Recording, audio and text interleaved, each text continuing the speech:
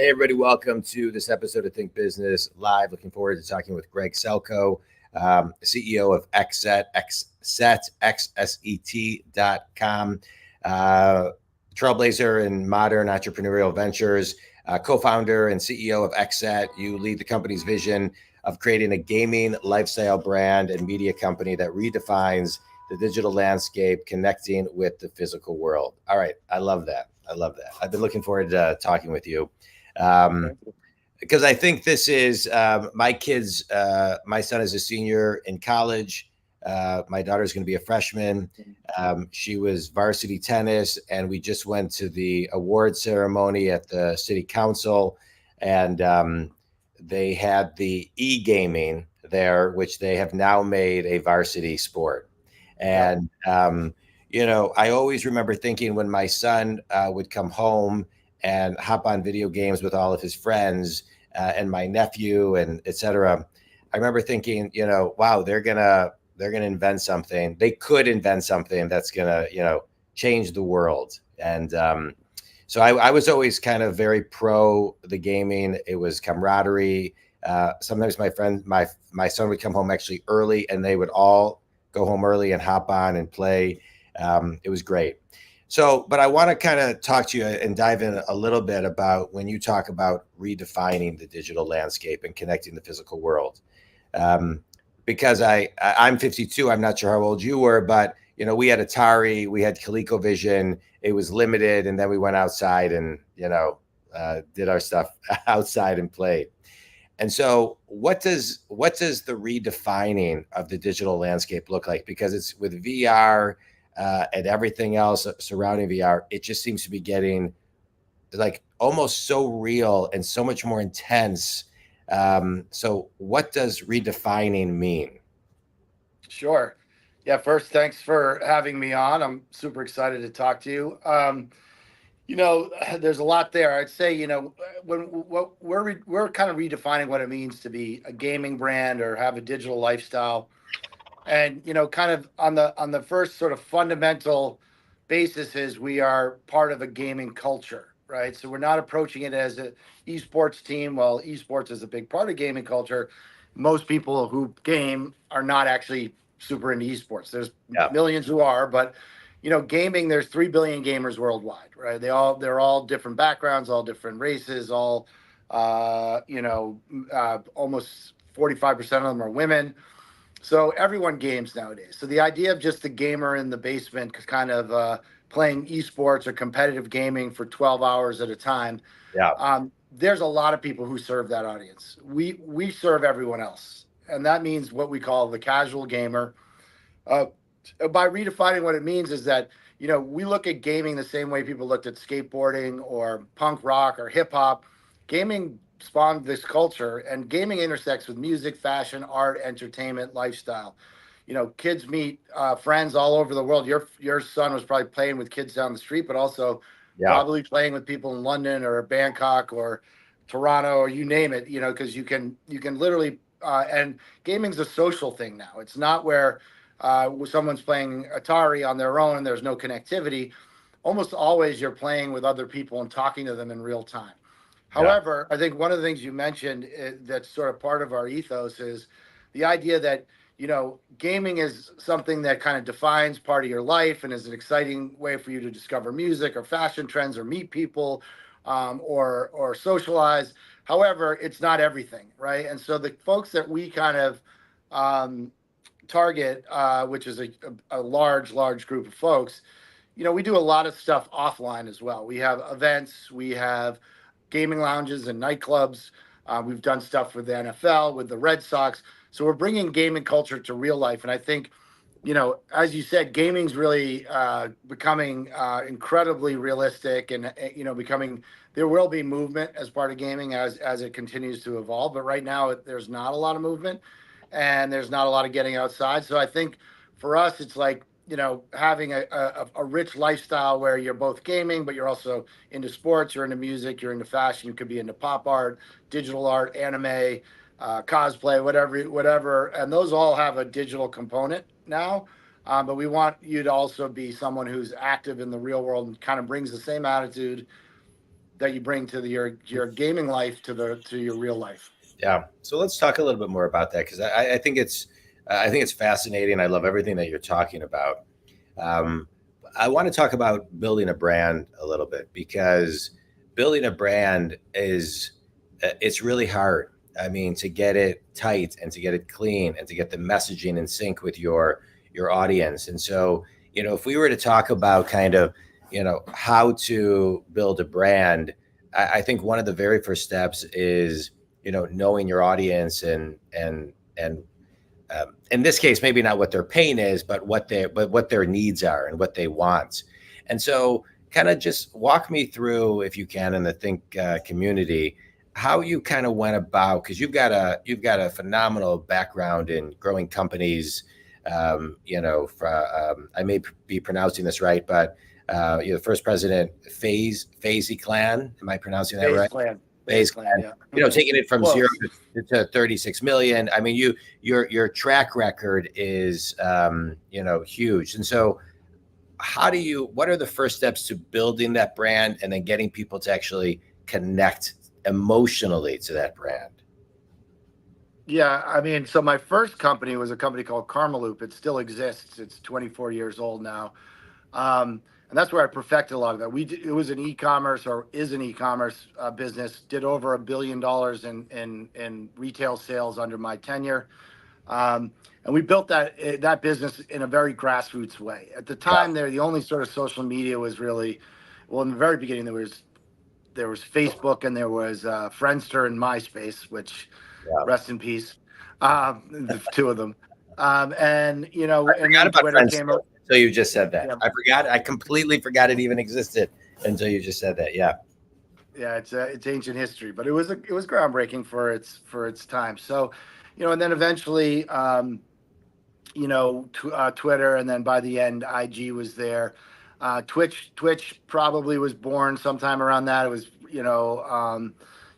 not big at that point. We did actually live streaming at Karmaloop in 2010. We used a company called Livestream. They were the only ones you could live stream with. So that just shows you how early we were. I mean, Twitch was originally Justin TV, which was just one guy walking around with streaming his experience, and evolved into Twitch. But anyways, long story short is really the way that you build audience, in a lifestyle business, which we consider ourselves one, and really FaZe Clan was one as well. FaZe Clan, was the 800-pound gorilla in the space for quite a long time. It kind of, when I left, it was like the world leading gaming esports brand. I left to start XSET, and then 3 years later they went public. They had some problems, but when we left, we were on top of it. When we, meaning myself and my partner, who was also at FaZe, I have a number of employees who used to work at FaZe. We left, it was on top of the world, and part of the reason they were on top of the world, was different than Karmaloop, in that at Karmaloop I was part of the culture. I was at the age of our audience at the time. We were growing it by being authentic. FaZe Clan, I did not create the brand. We turned it into a business, but these guys who were the original content creators making YouTube videos and streaming were very authentic. The fans loved them. They felt like they knew them. And when you have that, as you've seen with influencer, which I think is projected to be like $400 billion in revenue, global revenue, the influencer creator economy, people will buy stuff, they will pay for stuff, they will pay for tickets, because they want to be close to this group of people that they're following, and authentically that group is interacting the way that they interact with their fan base. So, with XSET, again, we got to build it, not sort of kind of inherit it and then turn it into a business, which is what we did at FaZe Clan. Because my partner actually was with me at Karmaloop. He was with me at FaZe Clan. He was with me at he's with me at XSET. He was my co-founder at XSET. So like at XSET, we really, part of what we wanted XSET to be was, this gaming lifestyle sort of media brand that reached millions of people, and kind of did things that were really cool and interesting, and helped kind of organize and define their lifestyle, the fans and the audience. And the first thing we did is that, look, gaming is this huge phenomenon, right? And it's never going away. It's just only going to get more digital. And when I say everyone games, that means NFL athletes, that means celebrities, that means actors, that means they all love gaming. So the first thing we did as a brand was, kind of set our ethos, which we wanted to be welcoming for everyone. We wanted to be much more leaning into pop culture, this intersection that I just talked about. That stuff resonated. It was clear we had product market fit. We launched the company on the cover of the style section of the New York Times, and then a bunch of follow-up press kind of trickled out all the endemic brands that cover this kind of stuff. And so we got inundated by kids basically were like, yo, like finally there's a brand for me. Like I didn't feel connected to a lot of these other brands that were kind of in the similar space or whatever. I don't know if it looks like I'm shaking the table, so I apologize. But then but then we had to kind of like supercharge that, right? And so we basically, because this wasn't our first company, and because myself and my co-founders and had done a lot of stuff in culture and lifestyle, we were able to go to NFL athletes. We got 6 guys from the NFL to invest into the business. We got people like Nigel Sylvester, who's like the most famous BMX rider in the world. We got Sway Lee and Ozuna and T Grizzly. These are huge hip hop artists to invest capital in the business and to join the business and help promote and tell people, yo, this is like a brand or a place where I want to be part of. And these guys are all authentically gamers. Like we didn't go to LeBron James, not that we could have gotten him anyways. Right. His son Bronny is a big gamer and actually was associated with FaZe Clan for a while, but LeBron's not authentically a gamer. He doesn't really game. So if we were to get him, yes, it would be a big coup and it would be look amazing. But and certainly we'd take an investment from him. But putting him as a forward-facing face of the business, it wouldn't have rung true or felt authentic. It'd be like, yo, you're just going to LeBron because he's the biggest basketball player in the world. Where the folks that we went to, a lot of them were huge. Like Ozuna's the biggest, probably one of the biggest Latin artists in the world. Sway Lee is definitely one of the biggest hip hop artists. But they also authentically gamed. And so when they did stuff with us, it was natural. When we did events, we did gaming related events, they'd come and perform. We did videos when we launched merchandise like this. And by the way, talking about old video games from the past era, this is the gun from ColecoVision Duck Hunt that we reappropriated on a shirt. So ColecoVision was was probably the third system. Yeah. That's great. I love that story. So, I mean, just to kind of recap a couple of things, you go in with an intent.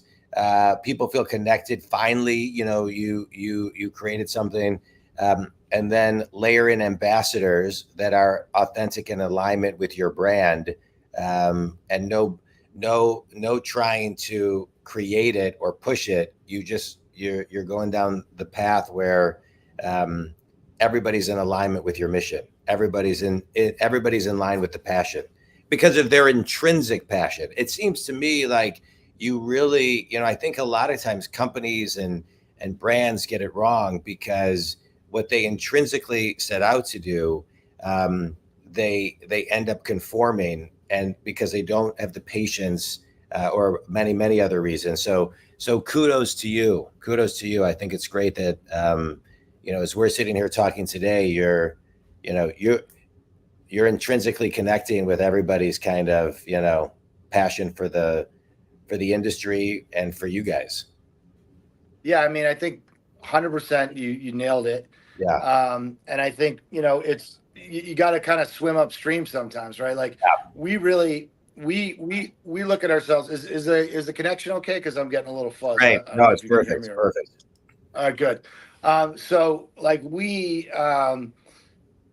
definitely are not, there's no one really like us in the space right now, in that we are much more about this brand and this media company than we are about esports teams or we have one amazing Fortnite team that's great, but really we're about like creating culture, and we're more analogous to a Barstool Sports or a Bleacher Report or an Overtime or even Outside, which is a huge $2 billion company that creates content, sells product, has ambassadors who are, mountain climbers and other folks.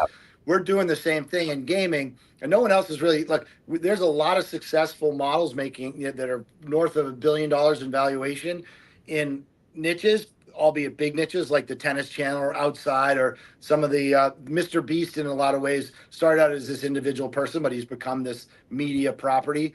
Yeah. Is much bigger. He's creating chocolate bars. He's creating shows for Netflix. Those are the models that we actually feel close to. But as you said, you got to have like perseverance and sort of, because of one, we've had a lot of doubt that model is going to work. I think a lot of people projected our demise. I mean, we're 4 years old now.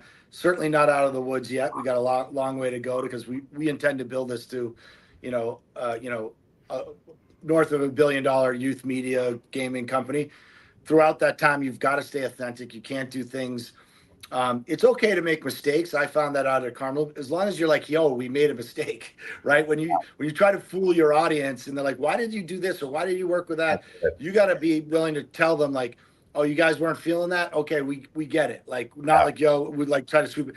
And I think people respect that, because we're trying to do something that's very hard, which is build a culture, a community around this brand, and reach people through media, to tell our stories. Basically, we're telling stories about gaming, about lifestyle, about music, and there's a gaming thread that runs through it, but there's stuff that we're doing that barely touches gaming. Like, we have a cooking show we're developing with one of our talent named Cash Nasty, famous NBA 2K player, but we don't touch on gaming really at all in the actual content that we're putting together, because he's also authentically loves cooking, right? And that came exactly as you said, from the fact that he loved cooking authentically, and he was making like videos on his YouTube channel about cooking because he liked it. Yeah. We got like 60 million views across all his cooking content. So we're like, all right, there's something here to do something more. He'll talk about gaming. Gaming will be sort of unsaid that he's a gamer, and that's what makes him famous. But we're looking at it as an extension into culture and lifestyle, and you have to do that with like real passion. Or if it feels like you're like, "Oh well, I just picked a demographic, there's nothing really there, and we're going to just spin something up that looks like something else and hope people like it," you're not going to be successful ultimately. Even if you have a ton of money. We've been undercapitalized the whole time, and part of the reason we've been able to do so much of this strictly on word of mouth, strictly on these quote unquote ambassadors supporting us, associating the brand with other brands that mean something in this space. Yeah. There's a lot to be said what you just said, undercapitalized. I'm 52. When I was 23, out of college, I started an internet company with my brother and a buddy.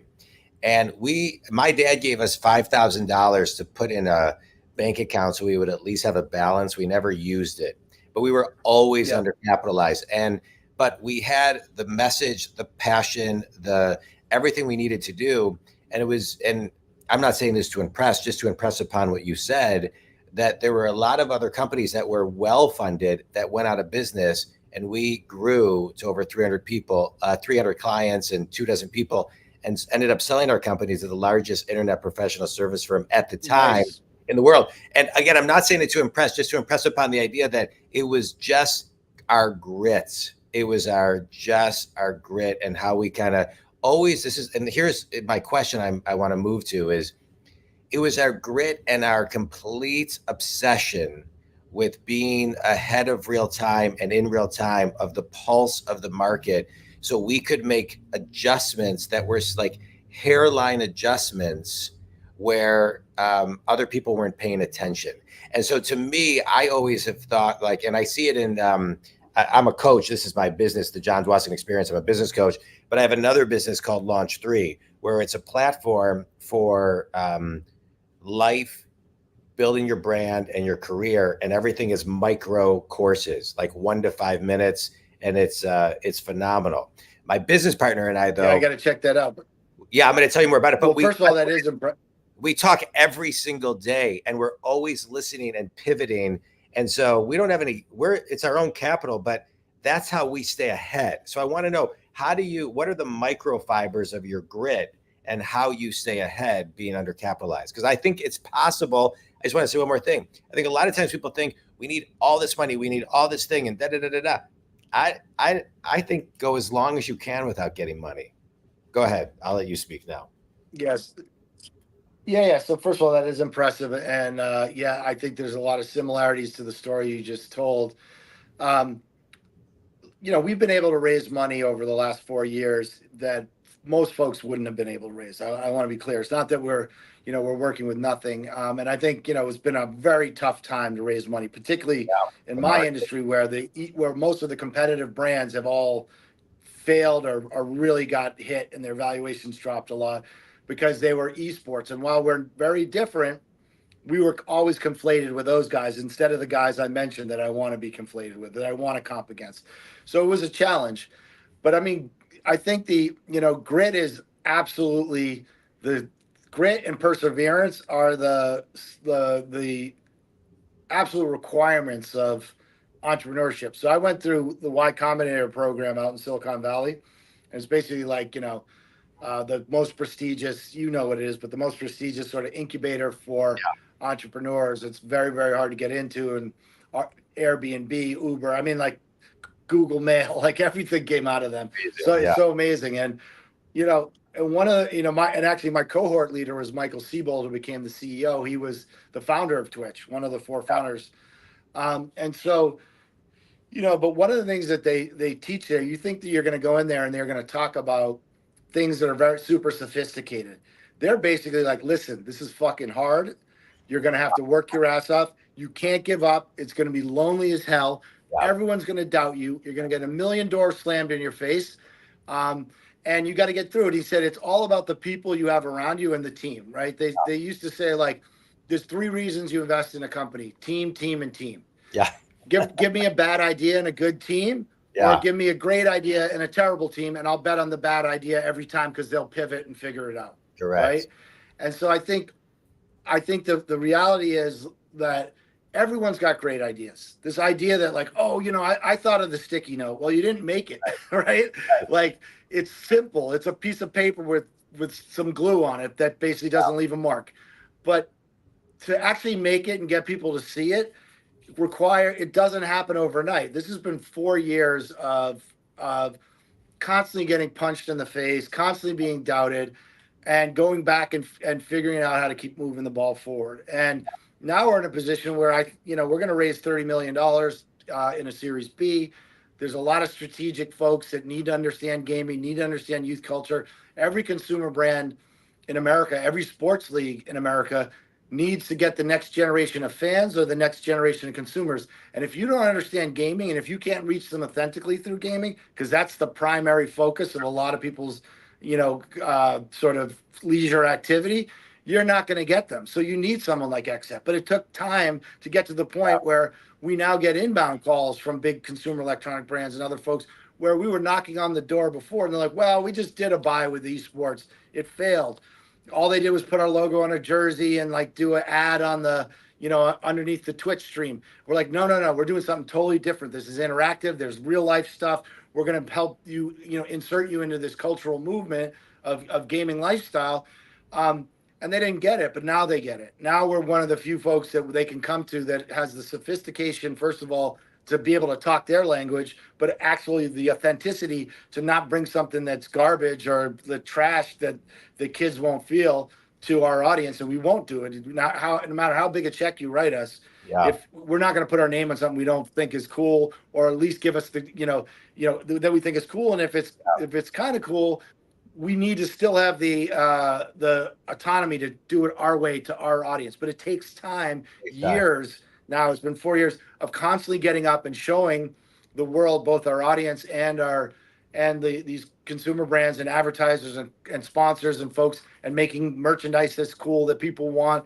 All that is required to get to where we are today. And for us to get to where we want to be in 3 to 4 years, it's a whole nother, yes, we'll have real capital now to, we won't be living hand to mouth.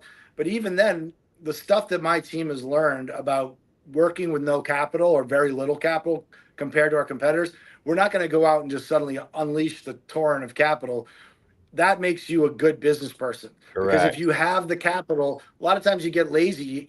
I used to remember going into you work as if you don't startups have. or yeah. I'd go into a startup or a new agency or whatever.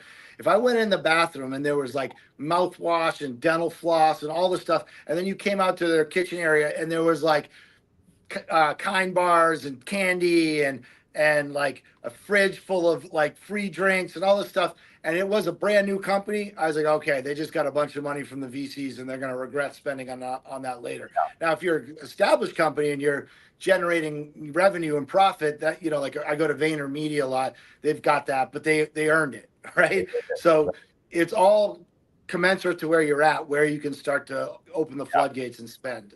Absolutely. Every penny matters. And if you, startups, I agree with you. When you get the money, you still got to be frugal and you got to watch every single penny, and you got to, I'm just going to echo what you said, not get lazy. I just want to go back. You're talking about, hustle, and actually, the sticky note example, a riddle that I use. So a lot of times when I'm doing keynotes is when I'm talking about this, a similar topic is I'll say, 5 frogs are sitting on a log. 4 decide to jump off. How many frogs are left on the log?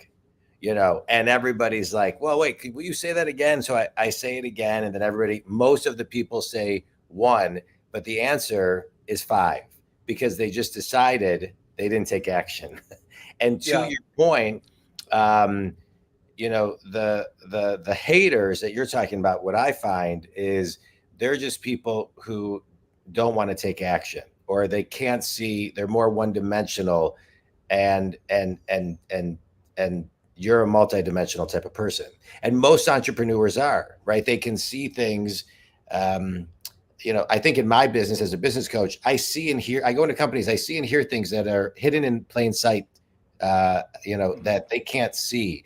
And so when you look at, your entrepreneurial background, you're the Ernst & Young Entrepreneur of the Year in 2012, recognized as one of Goldman Sachs' 100 most intriguing entrepreneurs. So what is the secret today, right? There's no secret, but if you had to give an entrepreneur, and you've mentioned a lot of things, but one thing that they need to consistently do every single day once they have the idea and put it into execution, what is that one thing? Ask for help. So brilliant. Yeah. Because, I love seeing, I don't love, but it's just funny to me when you see these folks like, I had nothing and I made it. I've asked every family member, every person I've ever met, and, literally anyone I can talk to get them to try, when you're in startup mode in particular, when you can take 25 and 50K and you need the seed money, I've asked everyone I know to put money in. Everyone I know that might know someone that knows someone, I've asked, hey, someone who did this in media? You think I can talk to him? I still do this. Can I talk, anyone on my cap table, and I've got a lot of great people on my cap table. Rich Antonello founded Complex Media. The guys over at Quality Control, that, Coach K, he's they have all the biggest artists like Cardi B and stuff on their record label. These are all people that I go to for advice, right? And you need to be willing to look stupid, sound stupid sometimes, and be willing to, because you don't know what you don't know, right? And even now, this is the first business where it's really been a kind of a new sort of media business. I've always had this element of it in other things I've done, even at FaZe Clan, where our model's a little different. And so, just because I'm really good at one thing doesn't mean I'm going to be good at something else. And that's a mistake a lot of people make. They're like, well, I just did this so I can, and, I knocked the cover off the ball. I'm going to go into this field and I'm going to knock the cover. Like you need, it's so much easier to learn from other people's mistakes than your own. Yeah. I couldn't have said it better myself. I think the only thing I'll add to that, Greg, is I think it's really important to surrender to being vulnerable, right? Surrender to being vulnerable. And, you mentioned something like, I'm a big believer, everybody has their kind of one main and then maybe a second and third unique ability. But outside of that, you got to tap into everybody else's, because they see things with different lenses and they hear things differently. And sometimes the smallest piece of advice can shift an entire industry. Yeah. I think I've had amazing mentors are so important. Yeah, I just want to say one thing. It's like there's no bad decisions. There's just bad assumptions. And Mhm. one bad assumption can take down a business. When I had my internet company, I'm in Detroit, and so we Borders Books was located in Ann Arbor, Michigan, and my Mhm. brother and I and our buddy, we would go up to Borders, and maybe we just should have been better influencers at the time, but we met with them a small handful of times, trying to convince them and influence them and beg them to get on the internet. And the person we kept on meeting with kept on saying, passing fad, Amazon's not going anywhere. They made one bad assumption. We can point to a lot, Kodak, this, da da da da da. And so, what's one bad assumption you made that through asking for help, you were able to pivot? It's a good question. Well, first of all, I was just in Ann Arbor like 2 weeks ago. I like it. And that the biggest story about that is Xerox, the Palo Alto Research Center. They had Apple, they had Microsoft, they had everything, and they were like, "No, we make Xerox machines." So, and they never took it seriously. So they could have had the personal computer. Yeah. What is a decision that I made that talking to someone I pivoted or realized. I mean, I could talk about a decision that I made that just comes to mind at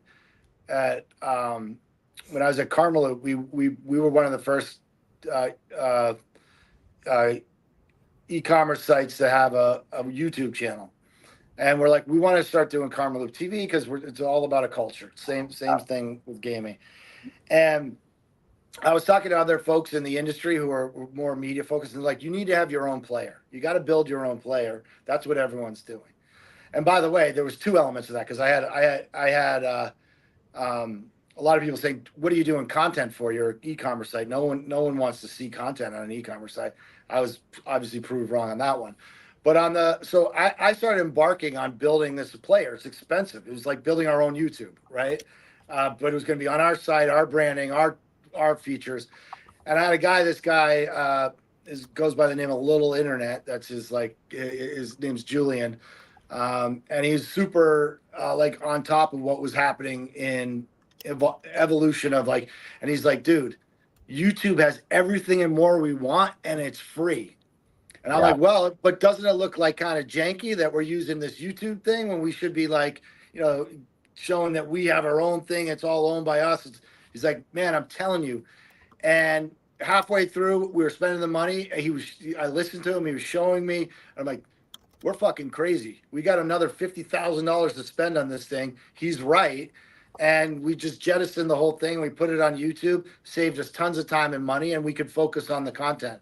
And I didn't see, because everything before that had been owning your own channel, owning your own pipe, Yeah. cable news, cable TV, broadcast rights. So everyone thought that's how the world was going to continue. But basically, where it went was, no, you can get these platforms. They're universal, and it's really about what you put on them, and not about owning the platform or building the platform. Yeah. And that was new at the time. And so listening to him was the smartest thing that I had done. When I listened to a number of the folks in the industry who are bigger and more successful in the media part of the industry say, no, we have our own platform. We have to use this company that builds it for us, and we want to customize it, and they can only look at our content, no one else's. And Yeah. that was just the wrong approach. Talk to me about. Thanks for that. That's a great story. I just want to kind of dig down one more layer. I want to talk about your instincts, right, and decision making, because I think a lot of times people may listen to that story and say, okay, well, what did your instincts tell you was right versus wrong, and how did you ultimately decide what your decision would be? You mentioned asking for help. I think next to asking for help is actually people making a decision. They have a really difficult time to make a decision because there's a conflict with the left and right brain. What their guts telling them and what is rational. And so how do you kind of tap into those? Yeah, there's been a number of times in my career where my instincts telling me something, but every reasonable, rational sort of standard practice is saying like either you're micromanaging or you need to go this way. You know, I'm a big believer in letting your getting a great team and letting them do what they do. But there's every once in a while I'm like, this just seems wrong. I know they're the expert at it. It just feels wrong. And there's been a couple times I'm like, look, they know what they're doing. I'm going to leave it alone. And invariably there's a mistake. Something bad happens. What I do is, even if my instinct is like these guys are doing it wrong, I do check other people that can kind of either support it. But I would say generally, like, you know, with that particular example, my initial instinct was the guy doing the YouTube stuff was wrong. The guys who are the leaders of the field who are telling me, no, this is how they're doing it with their media companies. That felt totally right to me. Yeah. But there was something in somewhere there where my instinct shifted. I'm like, you know, I'm still listening to these guys, but I really feel like the guys who are 25, 26 years old know what they're talking about. And other than like kind of our own ego of not having our own player, what is it we're doing this for? Yeah. Because we feel like we're going to look like, oh, well, we're just using something else. We're not making a serious attempt at media, right? When the reality was the audience we were after didn't look at using YouTube as not a serious thing. They're growing up with it. They're saying, yeah, all the media is on YouTube. Whether you control it yourself or other places, that doesn't mean it's better. Doesn't mean it's, you know, more professional. Yeah.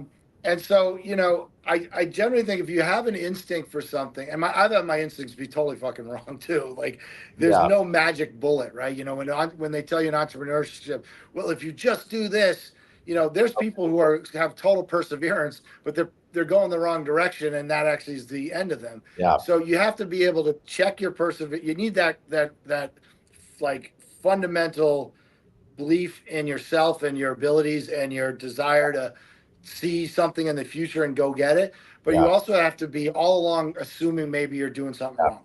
I get up every day and I'm like, what am I doing wrong today? Yeah. Right. And the same way. You know, but I'm very positive.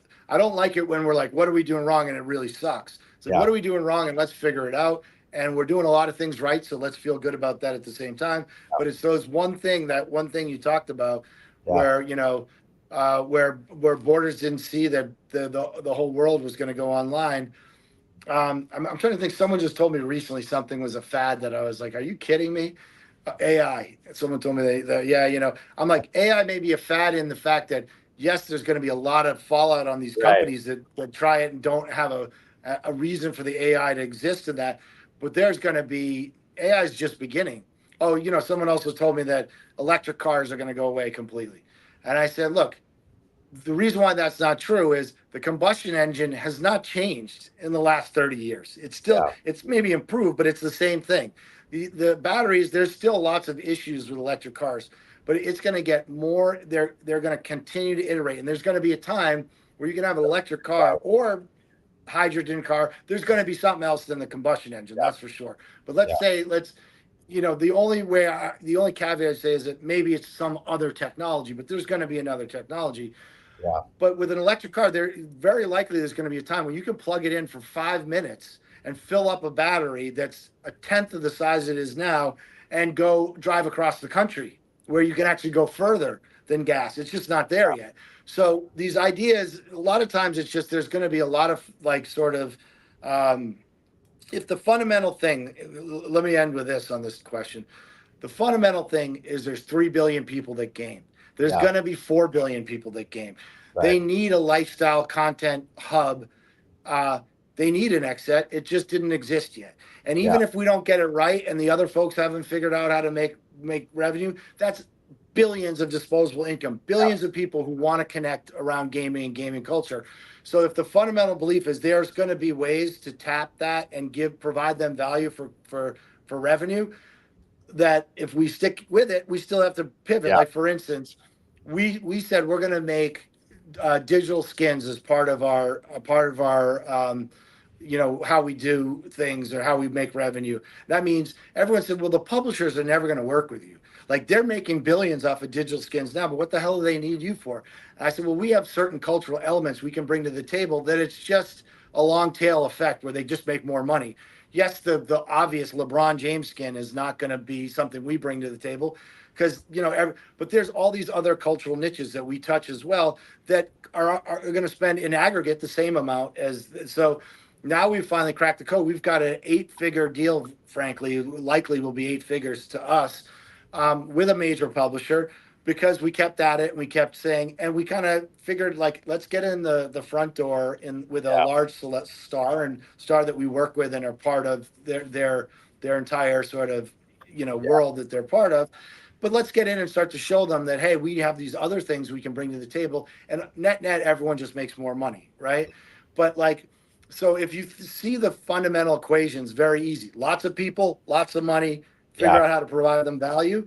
No one else doing it. Yeah. Then you just got to stay the course. Now, the idea that the AI or even Web3 is going to go away completely is just not. It's there. The approach has been wrong, but the actual what it provides is massive, and you just got to find that path to that revenue or to that audience or to providing value to that group. Yeah. I love everything you said. When you talk about the path and bringing value and tapping into your instincts and making a decision, it's interesting. I think people have have a higher level and more of an ability to tap into that than they think. I know, for example, when I'm coaching clients, and I work with solopreneurs to Fortune companies, et cetera, everything in between, all over the globe. One thing that I do with them, that they have a really hard time doing with themselves, is creating a space where they can get to a place based on questions that I'm asking them that they can't get to on themselves, because they can't slow down. They can't find their pause. They can't find their quiet space. So when they actually pay for coaching, they have no choice, and they put themselves, and then I get them into that space. That being said, we can all do it on our own. And I think creating a sacred 5 or 10 or 15 minutes a day to kind of build that muscle is really, really important for people to tap into it. For guys like you, it comes more intuitively. It comes more naturally as part of your work. But to those who are listening, everybody's running so fast. Just find your pause. Find your comma. I think it's really, really important. All right, you ready for? I actually say that to myself every night before I go to bed. That's one of the biggest problems that entrepreneurs have, which is, you have 2 speeds, fast and like insane speed, right? Yeah, right. And like, to me, that's been the hardest part. I've made some serious mistakes, like that cost me millions of dollars by being too sure and too quick. Yeah. At the same time, if you're too slow and you're too, circumspect and rehashing stuff like those frogs on the log, you're also fucked, right? Correct. So you got to know your cadence and your rhythm. Yeah. Sorry, go ahead. No, I was just saying that insane speed when I need it is amazing, and people are like, "What the hell's going on?" And for me, like, oftentimes it happens in an emergency or a fire, and I get really calm when it's an emergency. That's just luck, I guess, that I was born that way, and that helps me to be able to navigate through stuff that might have killed another business. Right? We've been almost out of business in every business I've been part of. At multiple times, and we kind of figured it out. Right? Yeah. I've been there. Yeah, I get that. Yeah. But I think having that time, it's the hardest thing to do for entrepreneurs. But, I oftentimes say, like, let me take time to pause before I'm going to bed. I have sort of like mantras. It's like prayers, but kind of, almost like, what would I call it? It's prayers, but it's like secular praying. Totally. Right. And I think through stuff, and I ask, to have more patience to do that. And so, having that ability to be able to, I don't have it intrinsically or innately, but I do force myself to take pauses, to ask myself, hey, am I doing again what I did before, which is I'm rushing something through, and that's oftentimes true even when I'm raising capital. I think this one person, if I don't get that person, I'm fucked. If they don't invest and there's been many times where, unfortunately a deal falls apart and I'm like, what am I going to do next? And I'm like, wait a second. The success of this business depends on the people in the business, not just me, all the team. And we'll find some other capital someplace else. And you get yourself back up. But you need to be able to slow down and think it through, or you're going to go into panic mode, or you're going to go into, blinder mode where you're not seeing all the mistakes you're making as you go towards something that may even be a good idea. Yeah. And like you said, your routine, I kind of have my end of day wind down routine, my morning routine of meditation and journaling and, just bookend your day with that. I think it's so important. All right. Quick 30-second speed round, Greg. A book that's had the biggest impact on you. The Ulysses S. Grant biography by Chernow. All right. Chernow's, he's great. Best piece of wisdom you've ever received? To learn from other people's mistakes and let people have it your way. I love it. Last question, finish this sentence. One thing everybody can do right now to get better at asking for help is? Just go ahead and do it, even if every fiber in your body is telling you it's going to be embarrassing. Intellectually understand that asking for help is the right thing, and then just force yourself to do it. I mean, that's what I had to do. Yeah. A lot of entrepreneurs feel that they're asking for help is a weakness. It's a strength. Yeah, I agree. Tap into your courage. It overrides confidence. Tell everybody how they can connect with you, who your ideal clients are, learn more about you, etc.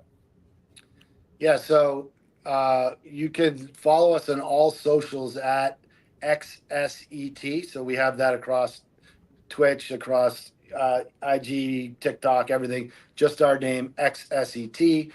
You can go to our website, which is xset.com.